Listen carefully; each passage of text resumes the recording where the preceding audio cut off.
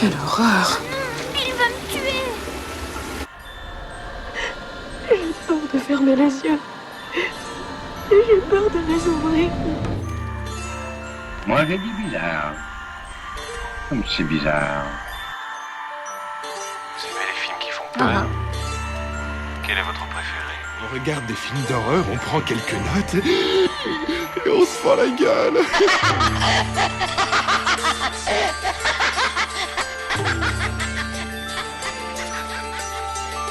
C'est l'heure du crime. C'est quoi cette horreur dissèque le cinéma d'horreur sous toutes ses coutures, au risque de faire sauter les points de suture. Jusqu'à 23h sur Prune.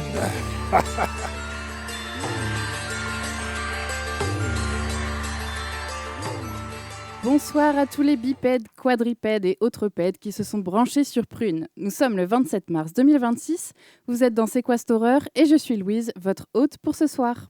À mes côtés, fidèle au poste, mon co-animateur Lucas est venu nous déclarer son amour pour un animal bien particulier.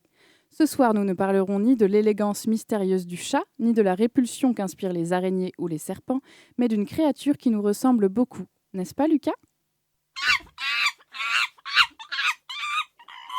Oups, pardon, j'ai laissé s'exprimer le primate qui sommeille en moi. Car oui, ce soir, c'est bien du singe dont nous allons parler. Je suis ravi de partager avec vous mon amour pour cet animal fascinant. Un animal qui, quand on regarde l'état du monde actuel, me fait souvent penser qu'on aurait mieux fait, peut-être, nous autres humains, d'en rester là, à grimper aux arbres et à s'épouiller, plutôt que de bombarder nos voisins et de rouler en Tesla. Et après tout, c'est peut-être ça le rôle du singe dans le cinéma d'horreur. Nous rappeler, avec une certaine ironie, qu'on n'est jamais très loin de la bête. Et ce soir, c'est un épisode un peu spécial puisque nous vous proposons une immersion dans la fabrique de la peur.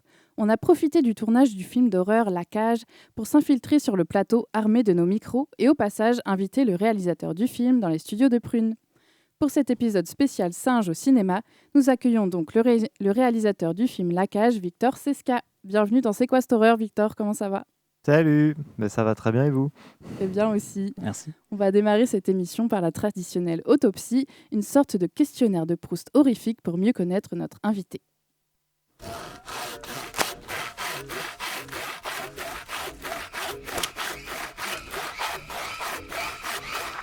Autopsie de l'invité du jour.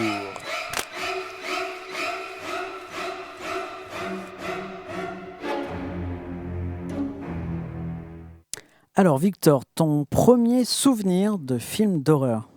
Alors mon premier souvenir, je pense que c'était Shining et c'était chez mes grands-parents. J'étais tout seul avec mon grand-père un dimanche après, mais ça passait en clair à la télé et le film a démarré, mais j'étais beaucoup trop petit pour le voir, donc j'étais totalement terrifié par le film. Et mon grand-père à côté de moi, lui, était mort de rire parce qu'il commentait tout le film, voilà, parce que lui, ça lui faisait pas peur. Et après, j'ai dû passer la nuit chez mes grands-parents et j'étais hanté par Shining et Jack Nicholson. Un film d'horreur qui existe déjà que tu aurais aimé réaliser? J'aurais adoré faire Jusqu'en enfer de Sam Raimi. Et pourquoi ce film-là? Parce que ça a aussi été un trauma de salle quand je l'ai vu et parce que j'adore le cinéma de Sam Raimi. Moi, je pense que pour moi, c'est son meilleur film. C'est son Evil Dead 4. Et voilà, il y a une maestria de mise en scène, de liberté que j'adore dans ce film, quoi. Une sacrée dose de vomi aussi. Ouais, puis c'est horreur et c'est aussi un peu comédie, quoi. Donc moi j'aime beaucoup quand ça allie les deux. Il y a aussi de l'émotion, les personnages sont bien écrits, donc c'est vraiment un film très, très complet, je trouve. Et puis une fin qu'on va pas dire, mais qui est horrible. Ouais, vraiment, il se tient très bien le film. Ton film d'ascenseur préféré? Mon film d'ascenseur, ouais, c'est pas facile ça, il n'y en a pas de temps. Alors, sinon, un film en huis clos que tu aimes particulièrement, si t'as pas de film d'ascenseur en tête. Un film en huis clos, je vais pas être très original, mais vous avez vu Cube, hyper efficace. Voilà, c'est le film un peu référence pour les jeunes réals, pour faire un truc de malin, etc. Cube, je trouve ça très très bien. Ouais, et qui coûte pas très cher à faire. Ouais. Si tu étais un monstre de cinéma, lequel serais-tu? Bref, je serais le requin des Dents de la Mer, évidemment. Voilà. Est-ce qu'on peut te demander pourquoi? Parce que c'est aussi, ça fait partie de mes chocs cinéphiles quand j'étais enfant. Et j'avais une fascination pour le le faux requin du coup, mais quand je le voyais petit, il me terrifiait.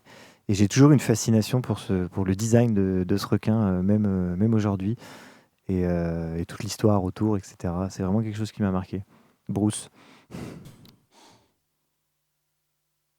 Un singe de cinéma qui t'a particulièrement marqué? Le King Kong de Peter Jackson. Voilà. Je suis un gros fan de Peter Jackson aussi. Et son King Kong, je le trouve... pour moi, c'est pas loin... Enfin, il y a Le Seigneur des Anneaux, il y a King Kong, mais King Kong, c'est pas loin d'être un de ses meilleurs films, je trouve aussi. Et enfin, dernière question, est-ce que tu peux nous parler de la musique que tu as choisi de passer ce soir? Ouais, bien sûr. C'est une musique assez émouvante, sensible, enfantine, etc. par rapport au film qui est dans une thématique d'horreur. Mais justement, en fait, La Cage, c'est un film où il se passe beaucoup de choses, il y a de la violence, il y a de la tension, etc. Mais c'est aussi avant tout une histoire d'amour et de sororité entre deux sœurs. Et cette musique-là, c'est ce que, en référence, nous, on appelait le thème de la sororité, que j'ai utilisé pour guider les comédiennes, pour leur dire qu'est-ce qui doit se jouer dans votre scène de fin entre vous et qu'est-ce qui se jouera dans le film. Et ça passera beaucoup par cette musique parce que je voulais pas du tout de dialogue sur toute la partie finale du film. Je voulais que ça passe vraiment entre elles, entre leurs regards. Et qu'en plus, on ait ce thème en fait qui va être installé au début, au milieu et qui va revenir à la fin du film, qui est le thème de la sororité. Et pour moi, c'était ce thème-là parce qu'il a un côté justement très, très enfantin, très innocent, très doux. Et ça, c'est un peu... pas bizarre, mais ça ramenait une originalité de ramener ça alors qu'on vient de voir un énorme déchaînement de violence dans le film. On va écouter ça tout de suite.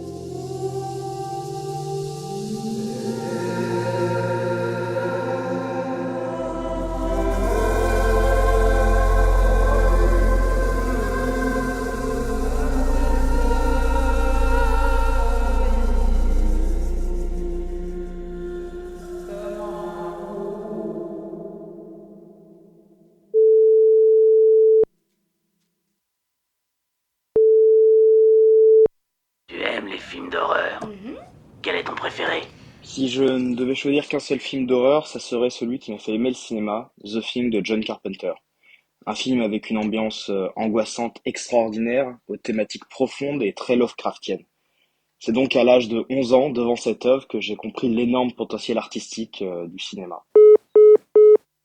On vient d'écouter la musique choisie par notre invité, tirée de la BO de la série White Lotus, c'était A Way Out de Cristobal Tapia de Ver. Juste après, sur notre répondeur des enfers, on a entendu la voix de Judas. Merci pour ton message. Bon, Victor, l'autopsie, c'était la partie facile. C'est l'heure de passer à la casserole dans le Scream Quiz.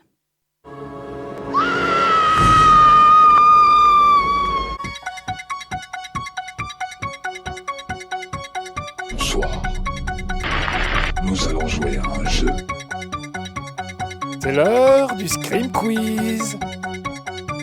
Maintenant, c'est à vous de jouer. Que la partie commence.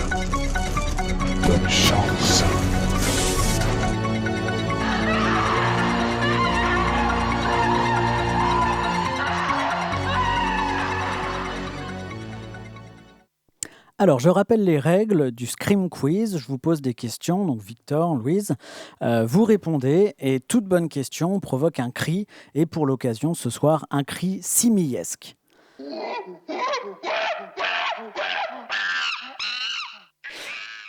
À votre avis, quel est le titre québécois du film Nope, ce qui en anglais signifie non, sur un ton familier? Donc Nope, film réalisé par Jordan Peele et dans lequel on voit un singe massacrer les comédiens d'une sitcom. Et je vous demande le titre québécois. Non. Il n'y a pas moyen. Bof. Alors on y est presque. Le titre québécois de Nope, c'est Ben non. Ben non. Donc il faut l'imaginer avec l'accent québécois. J'oserais pas le faire, mais c'est Ben non, tout simplement. Dans quel film existe-t-il une scène coupée où un scientifique tente de téléporter un chat et un babouin, mais la machine les fusionne accidentellement et les transforme en une créature hybride, mi-singe, mi-chat? Alors c'est un peu technique parce que c'est une scène coupée. C'est La Mouche. Pardon. C'est une bonne réponse. Bravo. Donc c'est effectivement dans La Mouche de David Cronenberg. Et d'ailleurs, le babouin utilisé dans cette scène coupée est le même que celui qui tient le rôle principal dans un film qui s'appelle Chakma de Hugh Parks et Tom Logan. Tu connais Victor? Oui, j'ai vu. Ouais, t'as vu? C'est comment? J'ai pas vu. C'est dans son jus d'époque. Et tu connaissais alors cette scène coupée de La Mouche? Bah, tu m'as mis pas la mouche à l'oreille, mais la puce à l'oreille parce que je sais qu'il fait une fusion avec une mouche. Donc, Ouais. Mais oui, je crois que j'avais entendu parler de ça. Et oui, la scène est jugée assez violente et on peut la trouver sur YouTube. Dans le film Fureur primitive de l'italien Vittorio Rambaldi, où un journaliste mordu par un singe enragé transmet le virus à toute une communauté universitaire, en quel animal devait initialement se transformer le personnage principal dans la première version du scénario? En serpent, en tigre, en ours ou en girafe? Attends, il se fait mordre par un singe et du coup il se transforme en un animal? Voilà, mais à l'origine, c'était pas un singe en fait. Ils avaient imaginé autre chose. Alors, est-ce que c'était un serpent, un tigre, un ours? Moi, je dirais un une girafe. serpent. Ça paraît plus. En termes de prod, je sais pas. C'est plus Pour crédible. le côté morsure de la rage, oui, peut-être. Non, c'était en tigre. En Donc tigre, ça devenait waouh. un homme tigre. Un peu déçu que ce soit pas une girafe, mais C'est vrai. Ça aurait été joli. Ouais. Lequel de ces grands noms du cinéma d'horreur n'a pas réalisé de film avec un singe? Dario Argento, George Romero, John Carpenter ou Peter Jackson? C'est soit le premier, soit le troisième. Attends. Dario Argento et le troisième, t'as dit c'est John Carpenter, le troisième. Alors George Romero, tu l'élimines, il a bien réalisé un film avec un singe. Peter Jackson aussi. Bah, Bon, Peter Jackson, t'en as parlé. King Kong. Carpenter. Il a foutu un singe. C'est Dario. Ah. Eh non, c'était John Carpenter. Dario Argento a un singe dans Phénoména. En 1985. Donc George Romero, donc tu l'avais, George Romero? Oui, je me souviens plus du film, mais je sais qu'il a fait un film avec un singe vivant, un vrai singe. Ouais, dans Incident de parcours, Voilà. Monkey Shines en anglais. Et il a aussi mis un singe garou dans Creepshow. Ouais, pourquoi pas. Donc un rare exemple de singe garou. Peter Jackson, bon bah tu l'as dit, hein, King Kong, mais aussi Branded. On a dans Branded un hybride entre un rat et un singe. De Sumatra. Oui. Il vient de là-bas. Tout à fait. Très bien. Dans quel film peut-on voir une attaque de babouins possédés par le diable lors d'une visite au zoo? Donc une scène de zoo avec des babouins possédés. Ah, je sais pas ce que c'est, mais j'ai envie de le voir. Alors, est-ce que c'est L'Exorciste? Est-ce que c'est Rosemary's Baby? Est-ce que c'est Conjuring? Ou La Malédiction? Alors, attends. La Malédiction, c'est de qui? La Malédiction, c'est Richard Donner. Ok. C'est pas dans Est-ce que ça Conjuring t'aide? déjà. Bon, non, dans l'Exorciste. Alors, c'est pas dans Il Conjuring. n'y a pas ça dans l'Exorciste non plus. C'est pas dans l'Exorciste non Voilà. plus. Donc là, Il te nous reste La Malédiction. Ou c'est quoi le 2? Rosemary's Baby. Rosemary's Baby. Eh non, c'était l'autre. C'était La Malédiction Je de l'ai pas Richard vu. Donner. Donc on a effectivement une scène où ils vont au zoo et la voiture se fait attaquer par des babouins diaboliques. Dernière question. Parmi ces affirmations sur le film intitulé Link, qui met en scène un chimpanzé tueur, laquelle est vraie? Le chimpanzé a en fait été joué par un orang-outan. Le chimpanzé a gagné un Oscar pour son rôle dans le film. Le chimpanzé est entièrement réalisé en images de synthèse. Ou le chimpanzé a refusé de tourner dans la suite du film en raison d'un salaire jugé trop faible. La première. Donc le chimpanzé a en fait été joué par un orang-outan. Sinon, c'est quoi la deuxième? La deuxième, c'est a gagné un Oscar pour son rôle dans le film. Moi, Je dirais la première. C'est une bonne réponse. Donc il a effectivement été joué par un orang-outan qui s'appelait Locke. On lui a teint la fourrure en noir et on lui a mis des oreilles prothétiques pour qu'il ressemble davantage à un chimpanzé. Il est bien ce film. Et je ne l'ai pas encore vu, mais il a l'air super Franklin, bien. comment il s'appelle, le réal, je ne sais plus. Richard Franklin. Ouais. Celui-là, il se tient. Hein. J'ai vu que la bande-annonce, et rien que la bande-annonce fait bien envie. Et ben, c'est bien joué. On peut dire que c'est pas au vieux singe qu'on apprend à faire la grimace.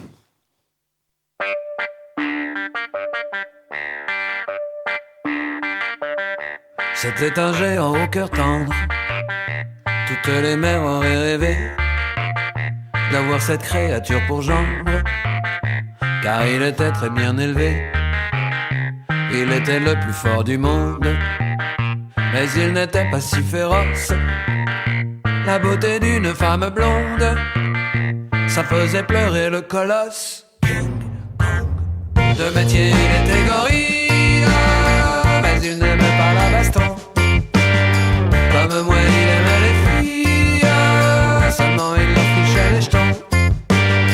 Troublé par son système pileux, ému par ses énormes membres, malgré son petit côté fleur bleue, le singe n'entrait pas dans la chambre.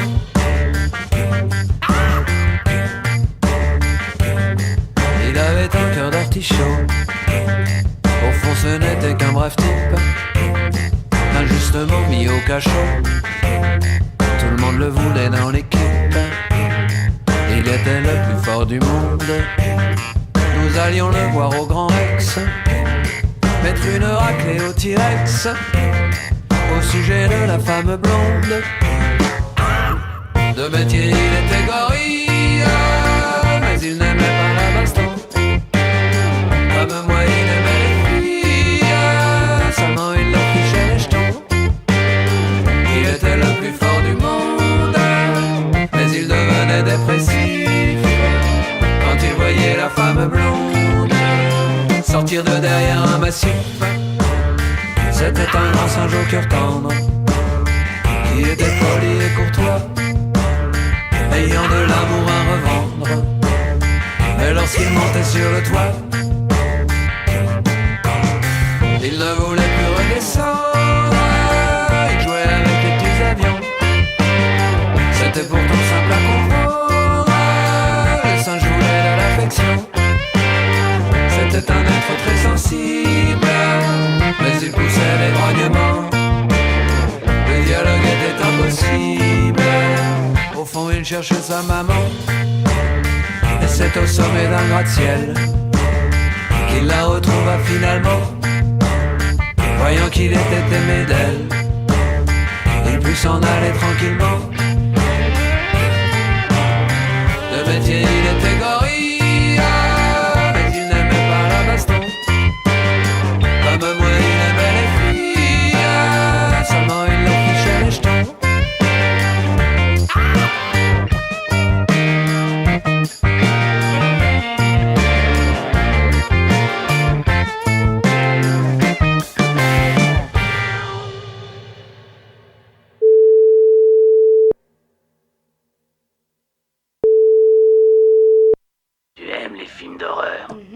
Quel est ton préféré? Le film d'horreur qui m'a le plus marqué, le film d'horreur qui m'a le plus traumatisé, je réponds Martyr de Pascal Laugier, et bien évidemment la version française, puisque la version américaine n'est vraiment pas au niveau, mais c'est un film qui m'a fait ressentir absolument toutes les sensations possibles. La peur, le dégoût, la tristesse, l'excitation, l'envie de vengeance. Honnêtement, c'est un film qui accumule des scènes de grande violence, aussi bien psychologiques que visuelles.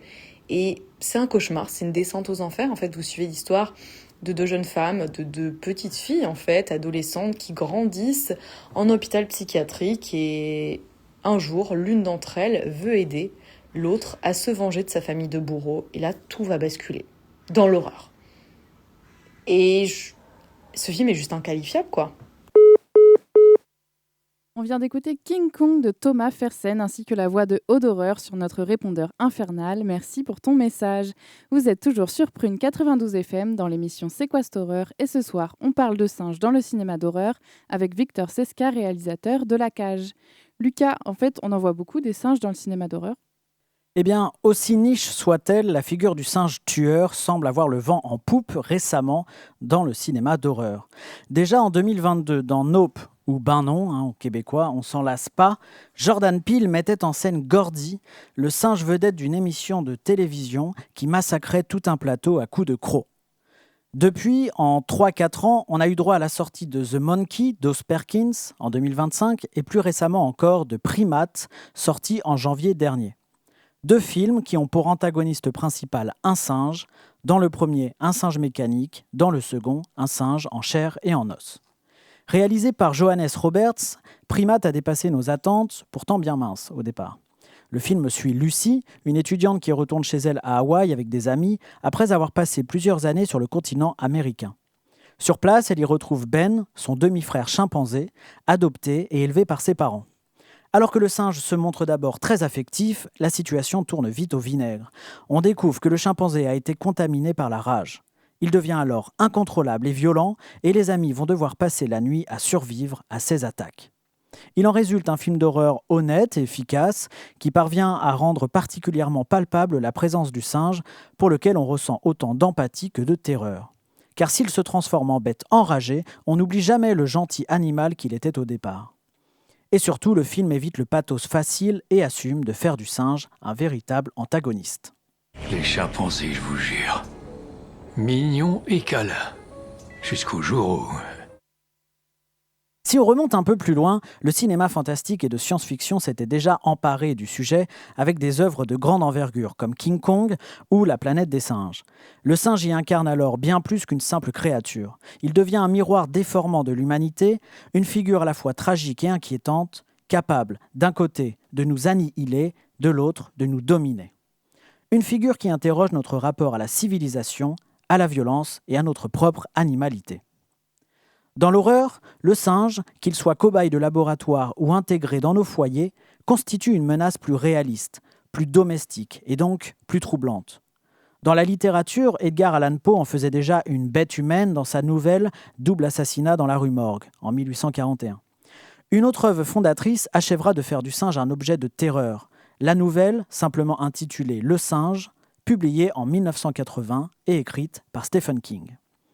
Il existe 2 adaptations cinéma de cette nouvelle, la première en 1984 intitulée Le singe du diable et la deuxième sortie en 2025, The Monkey, dont j'ai déjà parlé un petit peu plus tôt. Les années 80 qui suivent la publication de cette nouvelle annonciatrice ont vu émerger plusieurs films mettant en scène des singes tueurs, miroirs grinçants et grimaçants de leurs cousins humains, dont 2 œuvres particulièrement mémorables. Le premier date de 1986, il s'agit de Link, réalisé par Richard Franklin.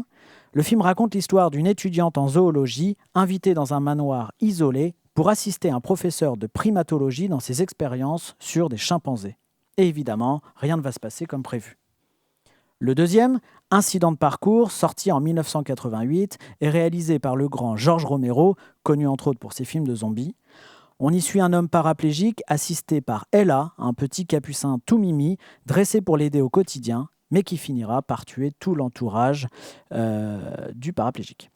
Si les films d'horreur ayant pour antagoniste principal un singe restent minoritaires, loin derrière le requin ou l'araignée, l'animal marque pourtant de sa patte de nombreux films, au moins le temps d'une scène mémorable. On pense au babouin déchaîné dans La Malédiction, dont j'ai parlé plus tôt, ou encore au singe de laboratoire à l'origine du virus de la fureur au début de 28 jours plus tard.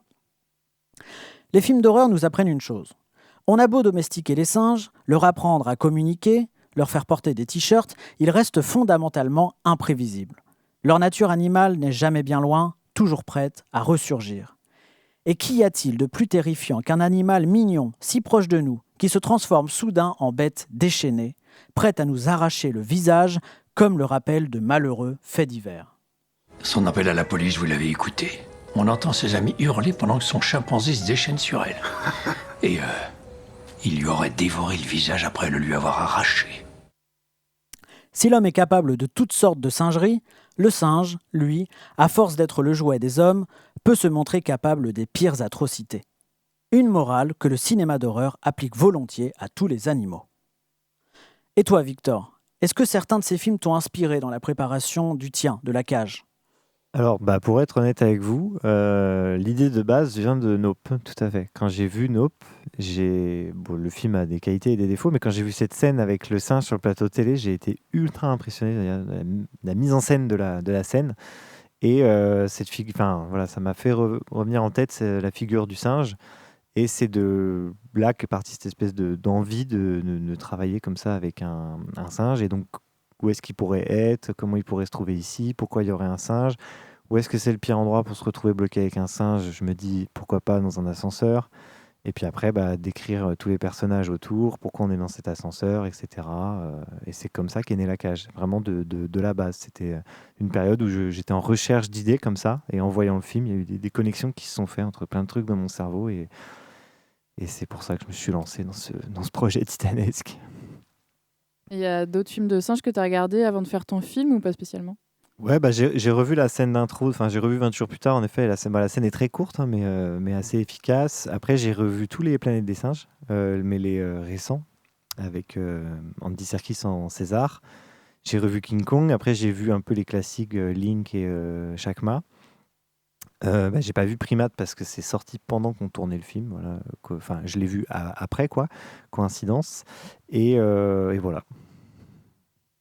Okay. Et qu'est-ce que tu en as pensé de Primate en 2 mots C'était tout pourri. J'ai trouvé ça. Ah, nous, on a bien aimé. un paillasson. Du blanchiment d'argent. Ça a coûté 21 millions de dollars, je sais pas ce qu'ils en ont fait. Voilà. Bon, en tout cas, nous, le singe tueur du film de Victor, on l'a rencontré pour de vrai en chair et en os. Bon, spoiler alerte, c'est pas vraiment un singe. Enfin, on vous laisse en juger. On vous emmène dans les coulisses du tournage. Moteur ? Allez bien le silence, s'il vous plaît. Et ça tourne au son. Clap de fin. Ça tourne à l'image. Allez, concentré. Action. Ça tourne. Alors Louise, est-ce que tu peux dire à nos auditorices où nous sommes actuellement ? Là, on est au studio de l'Ouest, aux Sorinières, donc c'est des studios de cinéma. Et en ce moment, il y a un court-métrage d'horreur qui est en train d'être tourné, qui s'appelle La Cage, qui est réalisé par Victor Sesca. Et nous, on est venus avec nos petits micros espionner ce qui se passe sur le tournage. Coupé. Clap de fin. Clap de fin. On peut resserrer. Clap. La station 14e. C'est coupé.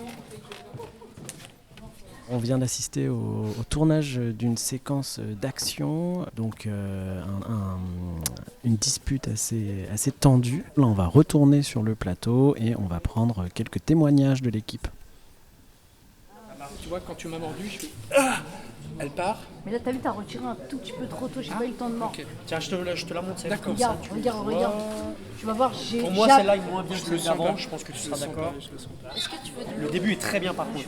Ouais. Regarde. Il y a un truc à manger ou ça va? Non, ça va. Putain, il se passe quoi? Alors moi, je m'appelle Oulaya et je joue Lamia. Alors moi je m'appelle Cassandre, je travaille donc sur le tournage en tant que régisseuse. Bonjour, je m'appelle Clément, je suis premier assistant réalisateur sur le film La Cage. Moi je suis électricien ou éclairagiste, je suis là pour m'occuper de tout ce qui est lumière sur le plateau. Alors moi c'est Eve et je suis régisseuse adjointe. Je suis Leslie de la société Ad Astra Film, donc je suis la productrice du film. Alors je m'appelle Lynn et je suis maquilleuse et je gère aussi la coiffure. Donc mon rôle c'est de faire en sorte que tous les raccords soient bons en fonction des séquences. Et jusqu'à présent on a entendu des bruits de singes, mais on n'a pas encore vu le singe, donc on espère le voir très bientôt. Et je crois qu'on est tombé sur la bonne personne. En plus en train de manger une banane. Ouais, ce que j'allais dire, je suis en train de manger une banane. Alors, je m'appelle Gabriel Caballero, je suis comédien et je joue le rôle du singe dans le film. Donc, en fait, moi, je vais faire une performance qui va être filmée et qui, ensuite, à l'écran, ça va donner un chimpanzé. À l'écran, on verra un singe, mais sinon, moi, je fais les cris, je fais le corps, tout le jeu, c'est moi, quoi.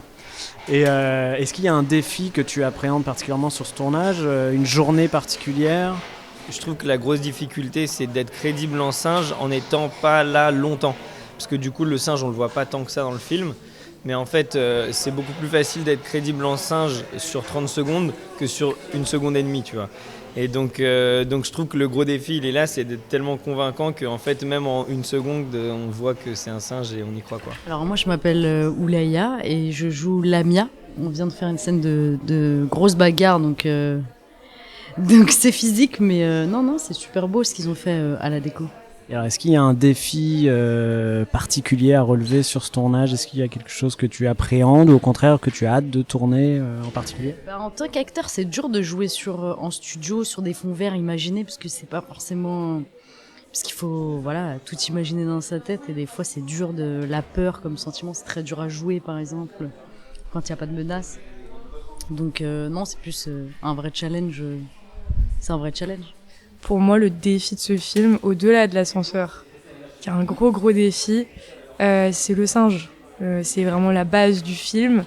C'est lui qui vient apporter tout ce côté horreur, etc. Enfin, en tout cas, je trouve. Et donc, ouais, il y a une vraie prouesse technique derrière ça, de direction d'acteur aussi que Victor il fait avec Gabriel. Et donc, je trouve que c'est vraiment le gros défi à gérer. Ce qui est dur, c'est que là, c'est quand même le film que je fais où il y a le plus de données à coordonner ensemble, quoi.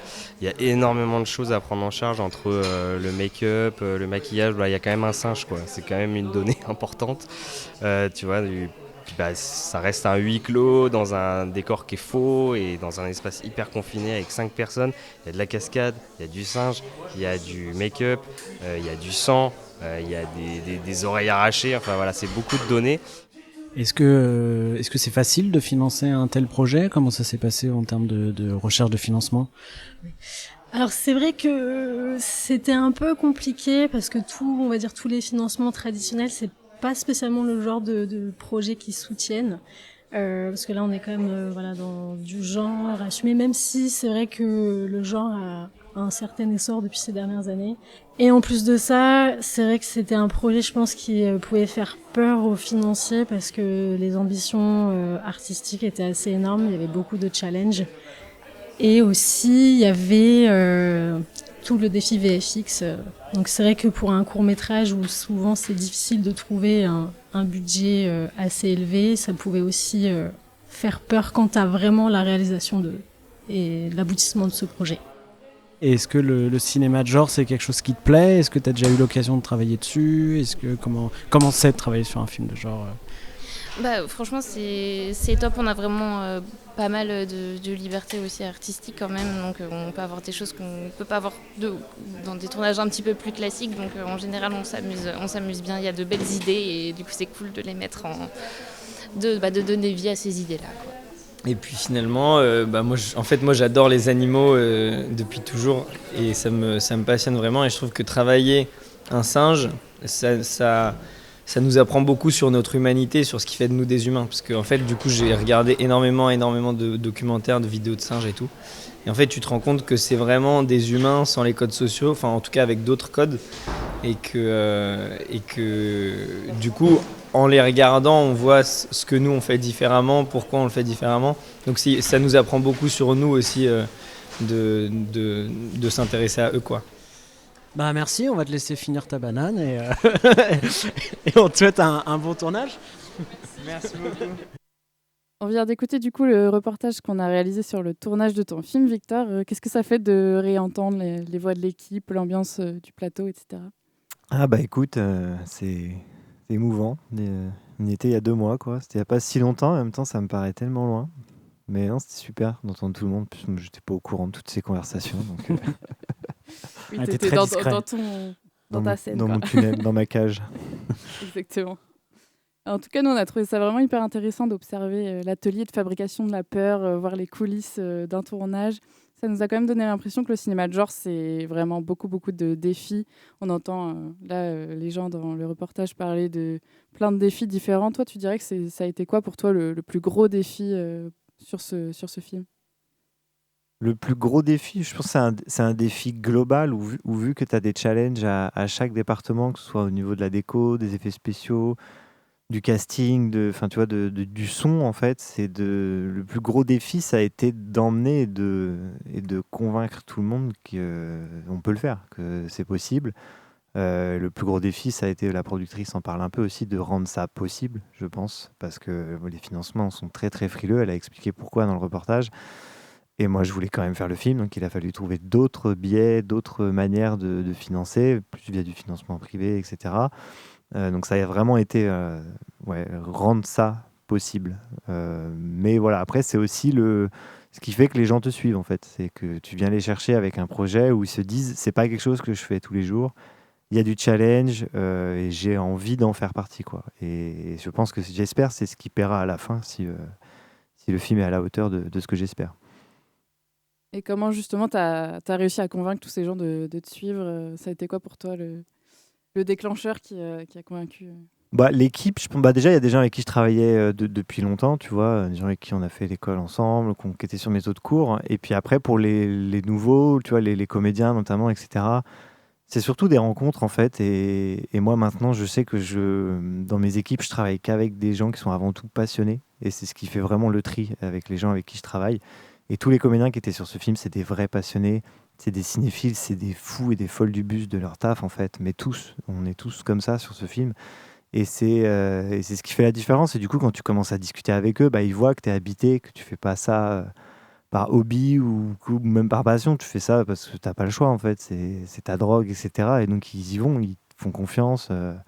C'est ce goût aussi du risque, tu vois, du challenge qui fait que tu as envie de suivre quelqu'un dans ce genre de projet. Et alors, avant La Cage, tu as eu l'occasion de réaliser d'autres courts-métrages de genres bien différents, puisque tu as réalisé une comédie musicale. En quoi est-ce différent, cette fois-ci, de travailler sur un film de genre ? Alors pour moi, justement, c'est ce que je dis, c'est que c'est pas différent. Pour moi, c'est la même chose, en fait. Tu vois, la comédie et l'horreur, c'est une question de rythme et de tempo. Donc dans l'horreur, ça va être comment tu vas manipuler un spectateur pour le mettre sur un fil, le tendre, tu vois, lui faire peur, ne pas lui faire peur. La comédie, c'est pareil, sauf que le ressort, c'est pour faire rire à la fin. Mais c'est vraiment la maîtrise du suspense, de la tension, et pour moi, c'est du rythme et du tempo. Donc tout est lié, tu vois, comédie, t'as dit comédie musicale. Voilà, moi, mettre en scène, j'apparente ça à écrire une musique. Enfin, tu vois, comme si je faisais une musique. Des fois, il faut aller plus vite, des fois, il faut aller plus lentement. Et il faut que toutes tes notes soient parfaites si tu veux que la mélodie soit exceptionnelle à la fin. Et j'appréhende ça comme ça. Donc c'est pour ça que j'aime bien travailler dans ces genres-là, parce que j'adore la musicalité en fait, de la mise en scène. Et aux différentes étapes de fabrication du film, de l'écriture jusqu'à la post-production, comment on fait pour se projeter dans la peau du spectateur en se disant je vais le faire peur, je vais lui faire peur ou je vais le faire rire à tel ou tel moment. Comment on fait pour se projeter Ouais, c'est un vrai numéro d'équilibriste en fait. Et tu vois, dès l'écriture, à chaque séquence, à chaque moment, j'essaye beaucoup de me mettre à la place du public et de me dire, tu vois, là, j'avais envie on soit plus dans un truc, comme tu dis, par exemple, de comédie. Et puis après, à un moment, on va le tendre. Et puis après, on va aller dans de l'émotion. Et puis après, on va être dans un truc plus jubilatoire, etc. Donc, c'est très dur de naviguer entre les genres, surtout sur un 15 minutes. Parce que là, tu vois, il fait 15 minutes, La Cage.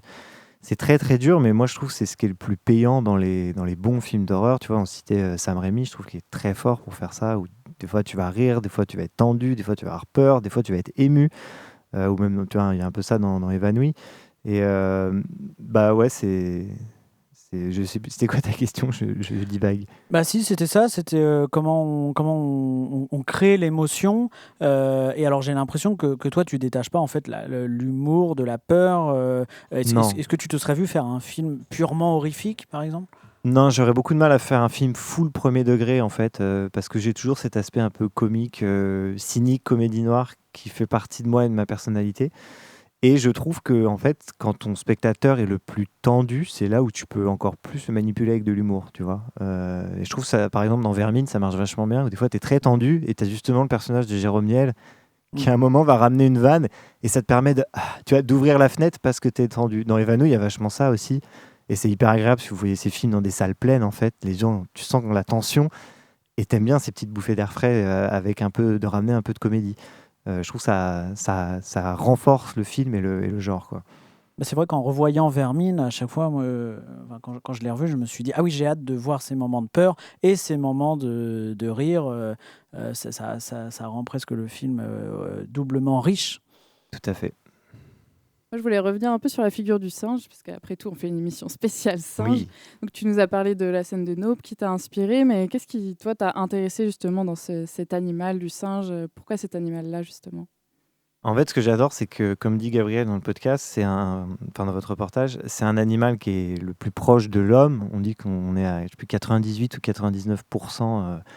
Il y a les codes sociaux en moins, il y a la parole en moins. Donc c'est une figure qui est hyper intéressante parce qu'elle nous ressemble et en même temps, c'est pas nous. Et moi, ce que j'adore, c'est l'idée en fait de dire aussi que les singes, c'est des animaux sauvages qui sont faits pour vivre dans la nature. Et ça, c'est pas acté partout, parce qu'il y a beaucoup de singes domestiques encore aujourd'hui, mais c'est pas des animaux qui sont faits pour être avec les êtres humains, en fait. Et il y a eu des accidents, notamment aux États-Unis, etc. La scène de Gordy de Nope s'est inspirée d'un accident. C'était Travis, je crois, qui avait attaqué sa propriétaire, etc. Et moi, j'adore cette idée, en fait, où tu peux faire une espèce, moi je mets des guillemets, mais de fable écologique, où en fait tu prends quelque chose de la nature, tu vas le mettre dans l'humanité et le confronter à des êtres humains, et ça va le condamner, en fait. C'est un peu King Kong, qui part de sa nature, qui arrive à New York, et il est condamné. Et voilà, c'est aussi une manière de dire que ce qui est dans la nature, des fois, est fait pour rester dans la nature, et pas forcément être avec notre monde à nous, avec l'humain. Là, c'était vraiment cette idée-là, avec ce singe-là qui se retrouve dans cette cage, etc., et qui est foutu depuis le début, d'une certaine manière, parce que tu pourrais après essayer de le relâcher ou de le remettre dans la nature, c'est trop tard, en fait, tu peux pas. Et c'est ce qui arrive aux chimpanzés ou aux singes domestiques, qui arrivent à être récupérés par les associations de défense contre les animaux. Ils ne peuvent pas les remettre dans la nature, sinon ils meurent, les singes. En fait, il y a tout un processus, puis ça va passer par des sanctuaires, etc., parce que voilà, il ne faut pas faire n'importe quoi avec la nature. Et pour parler du singe, justement, pourquoi avoir choisi un chimpanzé plutôt qu'une autre espèce de singe Et parce qu'en fait, déjà, nous, la particularité de ce singe, c'est qu'il va être alopécique. Donc, c'est-à-dire qu'il perd ses poils, et c'est une vraie maladie qu'ont les animaux. Et je suis tombé, parce que j'ai fait une grosse veille, pas que des films, mais aussi documentaires sur les singes. Et il y a un singe sur le net qui s'appelle Jumbo, qui est hyper connu, qui est un singe dans un zoo en Angleterre, qui est connu parce qu'il est alopécique, justement. Je ne sais pas si vous avez déjà vu un chimpanzé alopécique, mais du coup sans les poils, une espèce de... On a vu des photos, ouais. De boule de muscles, quoi. Et je trouvais ça, en fait, encore plus fort visuellement et cinématographiquement. Et de se dire que ce personnage de riche, il sait capturer le singe alopécique, qui, du coup, lui donne encore plus de rareté pour lui. Donc voilà, je trouvais ça... et c'était un chimpanzé. Tu vois, le gorille, c'était très King Kong. Le babouin, c'était trop petit. L'orang-outan, c'était intéressant, mais c'était trop calme. En fait, c'est des animaux qui sont plus calmes. Les orang-outans, les chimpanzés, c'est plus énergique. Donc, je suis parti sur le chimpanzé. J'imagine qu'en termes de production, c'est très compliqué de tourner avec un singe. L'as-tu envisagé à un moment de tourner avec un véritable singe ? Non, je ne vais pas scier la branche sur laquelle je suis assis. Je ne vais pas dire protection animale, défendons les animaux et faire des tours à un singe dans un studio de tournage. C'est pas possible. Surtout un singe alopécique, encore plus compliqué à trouver. On l'aurait rasé et tout, voilà, impeccable. Et du coup, ça s'est fait comment le travail avec un acteur? Parce que je précise, du coup, c'est un acteur qui joue le singe. Oui. Comment ça s'est fait le travail avec l'acteur qui joue le singe? En fait, c'était assez génial parce que du coup, tu pars en casting singe. Déjà, c'est pas banal, quoi. Et dans le monde, il y a 2 références. Il y a Andy Serkis qui a fait César et King Kong, et il y a Terry Notary qui joue dans The Square, celui qui fait le singe au dîner, et qui joue aussi dans Les Planètes des Singes, et qui sont les 2 références d'acteurs pour jouer des singes. Et donc, tu cherches cet acteur-là en France, parce que toi, tu peux pas aller caster Andy Serkis, évidemment. Et au début, on devait travailler avec quelqu'un qui avait déjà fait ce genre de performance dans des spectacles, etc., à Walibi, etc., qui était un cascadeur. Mais très vite, en fait, j'ai compris qu'il allait aussi falloir que je caste un regard, parce qu'avec le maquillage, etc., il y a beaucoup de choses qui allaient passer par les yeux, et les singes, c'est hyper expressif par le regard. Et donc, le profil cascadeur, en fait, il fallait plus que je m'oriente vers un profil comédien. Et donc moi, j'ai un ami de longue date qui s'appelle Gabriel. Quand il a entendu parler du film, il voulait absolument que je lui donne sa chance pour jouer le singe, alors qu'il partait de 0. Et à un moment, j'ai fait OK, et écoute, dans 1 semaine, on passe un casting et on voit ce qui se passe. Et en 1 semaine, il s'est mis une déterre, il s'est coaché, etc. Et je lui ai fait passer le casting, mais en fait, je l'ai fait passer qu'à lui, parce que je savais qu'il allait le faire, et il l'a fait. Et au casting, déjà, il était hyper convaincant, quoi. Donc j'ai fait, moi, c'est bon, c'est sûr, c'est toi. Est-ce que tu peux nous en dire un petit peu plus là sur la post-production, comment on aura un singe alopécique à la fin, à l'image? Ouais, alors il y a eu beaucoup de montagnes russes sur le tournage, parce qu'on devait avoir un singe en maquillage sur beaucoup de plans, donc maquillage à l'ancienne, comme dans Primate, tu vois, avec de la prothèse, un masque, etc.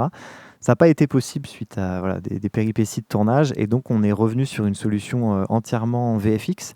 Et vu qu'on est dans une économie court-métrage et voilà, avec un budget très serré, on va avoir une combinaison de techniques entre des effets spéciaux traditionnels qui vont être assurés par la société Terminus et une autre personne qui travaille beaucoup avec l'IA. On va beaucoup utiliser l'IA pour créer ce singe alopécique.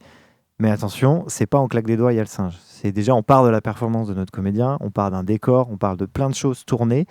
Et ça, l'IA va être utilisée pour créer une base qu'on a validée ensemble d'un singe alopécique. Et ensuite, la société plus traditionnelle d'effets spéciaux va venir améliorer, en fait, crédibiliser ces effets-là pour qu'on y croie.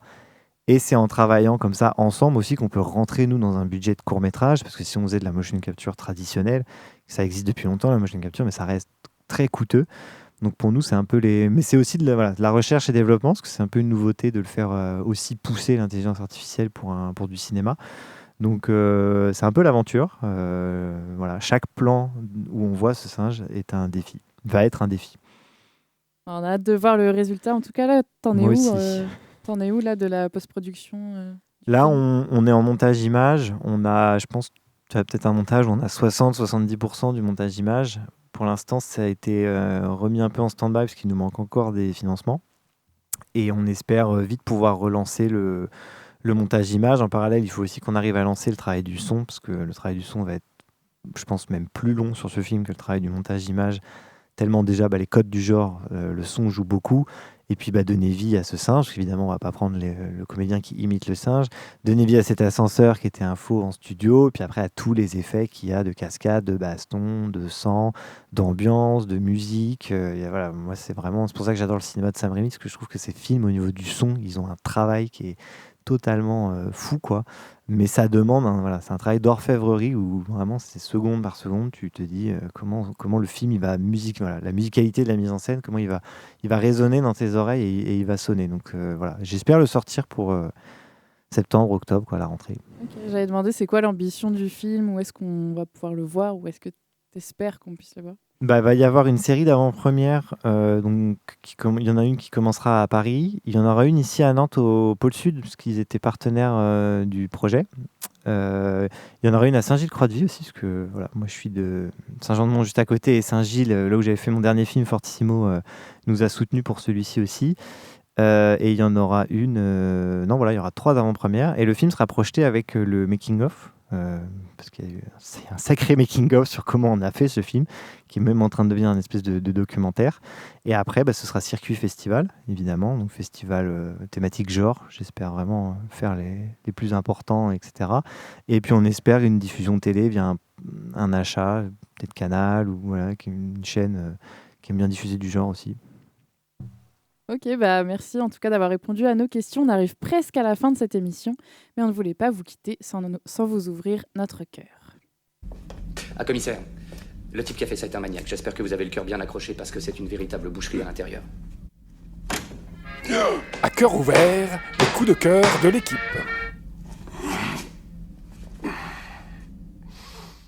Qui des mois de mars dit bien sûr Oscar. On avait envie de faire un petit focus sur les films d'horreur qui ont remporté un Oscar cette année. Oui, car c'était une cérémonie placée sous le signe de l'horreur, puisque 8 Oscars ont été remportés par des films d'horreur, et c'est sans compter K-Pop Demon Hunters, un film grand public, mais qui avait le mérite de mettre en scène des affrontements avec des démons et qui a remporté 2 prix. Donc parmi les gagnants, il y avait Sinners, qui a battu un record, avec 16 nominations. Apparemment, c'est plus que n'importe quelle autre production dans l'histoire de la cérémonie. Et donc Sinners a remporté 4 prix, celui du meilleur acteur pour Michael B. Jordan, meilleur scénario, meilleure musique et meilleure photographie. Mais il y a aussi Frankenstein qui a reçu 3 prix. Alors là, c'était pour la direction artistique, meilleur décor, maquillage et costume. Et aussi Évanouie. Alors là, c'était un Oscar de la meilleure actrice dans un second rôle, décerné à Amy Madigan, la terrifiante tante Gladys dans le film. Alors, nous, on a beaucoup aimé Évanouie. Toi, Victor, tu avais l'air de partager cet enthousiasme. Ouais, de ouf. Très, très bien. Qu'est-ce qui t'a plu dans Évanouie J'ai bien aimé déjà la forme du récit et puis ce côté un peu comédie, horreur, et puis le film va loin. Puis je l'ai vu dans une salle pleine et les gens, on sentait la tension, etc. Puis à la fin, ça jubilait. Non, c'est un film qui a de la mise en scène, qui a de la personnalité, je trouve. Et son premier film déjà était vachement bien aussi, c'était Barbarian. Ouais, qui était génial. Ouais. C'est un mec qui a de la personnalité, qui a une patte, qui a quelque chose, et ça devient rare dans le cinéma d'horreur, des films qui ont de la personnalité. Donc ça faisait du bien. Ouais, et Évanouie qui est un film choral et c'est vrai que c'est pas évident. On se demande un peu où ça va et en fait toujours ça reste sur les rails et jusqu'à ce final qui va devenir culte, qui est déjà culte même. Ouais. Et les autres, Sinners, Frankenstein, Sinners, j'ai beaucoup aimé aussi. J'ai trouvé quelques défauts. C'est les 16 nominations, je trouve ça assez énorme. Mais non, c'est pareil, c'est un film. C'est assez rare dans ce qui sort aux États-Unis de faire une proposition comme ça. Parce que c'est un scénario original, je crois. Ouais. Et non, il y a une scène justement musicale au milieu du film, là, une espèce de plan séquence totalement dingue. Non, c'est pareil, c'est un film aussi qui a de la personnalité, qui a une super photo, etc. Non, j'avais bien aimé aussi. C'est vrai là, pour le coup, on est vraiment dans le mélange des genres, la musique, un peu de comédie parfois, Ouais. l'horreur, et puis le film de costume aussi. Enfin, il y a plein de choses, il est assez riche. Et puis Sinners et Évanouie, ils ont quand même le mérite de n'être ni des remakes, ni des reboots, des requels. Ça, c'est rare. Ouais. C'est rare. Est-ce qu'il y avait un film que tu aurais aimé voir aux Oscars, un coup de cœur de l'année dernière en termes d'horreur? En horreur? Ouais. Attends, j'ai pas vu qu'il y a des bons trucs. Non, Évanouie, après il a eu une statuette, c'est bien qu'il l'ait eu, mais il faudrait que je reprenne la liste des films que j'ai vus.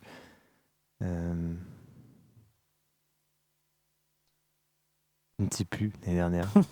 C'est déjà si loin. Frankenstein, tu l'avais vu? Oui, je l'ai vu, Ouais. mais c'était un peu dur, Frankenstein. Ouais. Déjà, c'est un film que j'aurais aimé voir en salle. Et sûr. c'est un film qui m'a un peu fait mal aux yeux, je sais pas, techniquement, au niveau des effets spéciaux, que j'ai trouvé un peu long. Et en fait, j'arrivais pas trop à accrocher au look de Frankenstein. J'ai l'impression qu'il avait une espèce de combi d'enfilé et je sentais pas les plaies, les coutures, tu vois, et tout. Et puis, je pense qu'on est tellement, en plus, on connaît tellement la figure de Karloff, du vrai Frankenstein à l'ancienne, que c'est dur de... Enfin, j'ai pas trop adhéré. Même la DA, je trouvais ça très Netflix, en fait. Ouais. Et je sais pas, venant de Del Toro, quoi, on dirait qu'il a loupé une marche, quoi. Enfin, bon, il est super fort, Del Toro. Mais j'ai l'impression que là, il ne s'est pas tout été lissé, quoi, par rapport à ce qu'il produit d'habitude. Ouais, je suis d'accord. Très, très numérique, très, très propre. Très... Voilà, et le comble, c'est qu'il a eu tous les Oscars, justement, pour des trucs techniques. Pour la DA, ouais. Bon, on va finir sur cette petite déception. Alors, C'est quoi cet horaire? C'est déjà fini pour ce soir. Il est grand temps pour nous de filer, nous faire vacciner contre la rage avant de nous retrouver la bave aux lèvres. Mais avant de vous laisser, on avait une petite surprise pour vous. Notre adorable petit singe en peluche est à la recherche d'une famille. Il est très mignon. Il ressemble un peu à un orang-outan, je dirais. De la taille d'une main. Voilà. Donc, si vous avez envie de l'adopter, il suffit de nous écrire sur Instagram. Notre Insta, c'est @c'est-quoi-cet-horreur, tout collé, sans les apostrophes. Pour info, le singe, il s'appelle Link. Lorsque l'homme devint le maître des animaux, on oublia de toute évidence d'en informer Link. Ça vous donne une idée. En tout cas, un grand merci à toi, Victor, d'avoir accepté notre invitation. Merci également à toute ton équipe qui nous a chaleureusement accueillis sur le tournage et accepté de répondre à toutes nos questions. Merci aussi à Judas et à Aude qui ont prêté leur voix aux répondeurs des enfers. On vous donne rendez-vous sur le 92 FM le 24 avril à 22h pour un voyage plus que fantastique. On vous laisse avec Monkey Man du groupe The Specials. Passez une affreuse soirée sur Prune.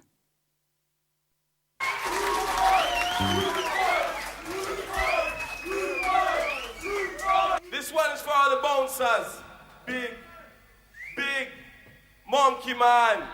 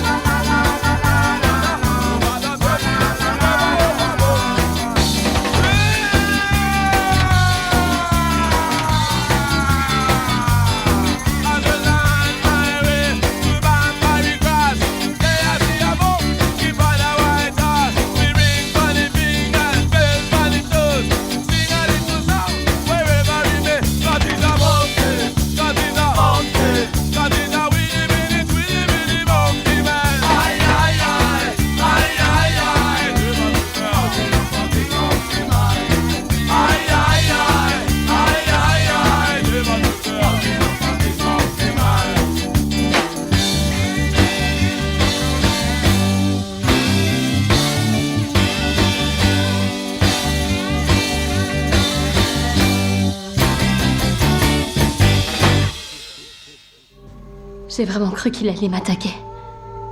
Ben! Mais il a jamais fait de mal à personne.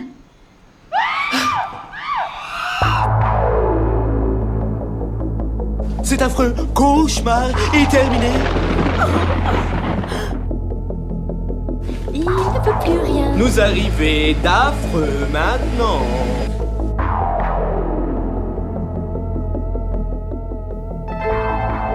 Retrouvez C'est quoi cette horreur en podcast sur prune.net.